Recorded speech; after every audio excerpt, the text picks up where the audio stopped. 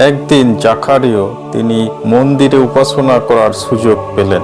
রীতিমতো তিনি জেরুসালেম মন্দিরে উপাসনা করতে গেলেন।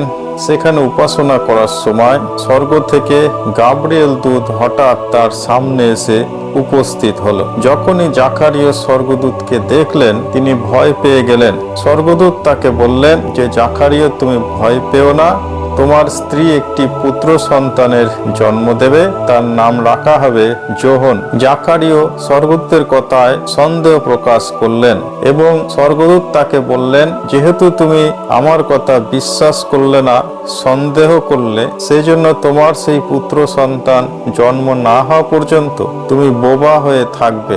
তারপর মন্দিরে আরাধনা শেষ করার পর তিনি ফিরে আসলেন।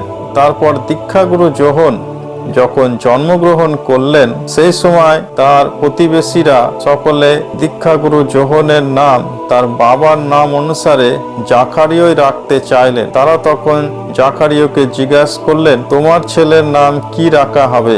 জাকারিয়া যেহেতু বোবা হয়ে গেছিল, সেই জন্য তাকে একটি স্লেট দেওয়া হলো। সেই স্লেটের উপরে জাকারিয়া লিখলেন, এর নাম যোহন।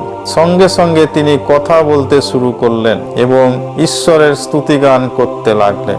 দীক্ষাগুরু যোহনের জন্ম হয়েছিল প্রভু যীশু খ্রিস্ট মসিহের আগমনের পথ প্রস্তুত করার জন্য।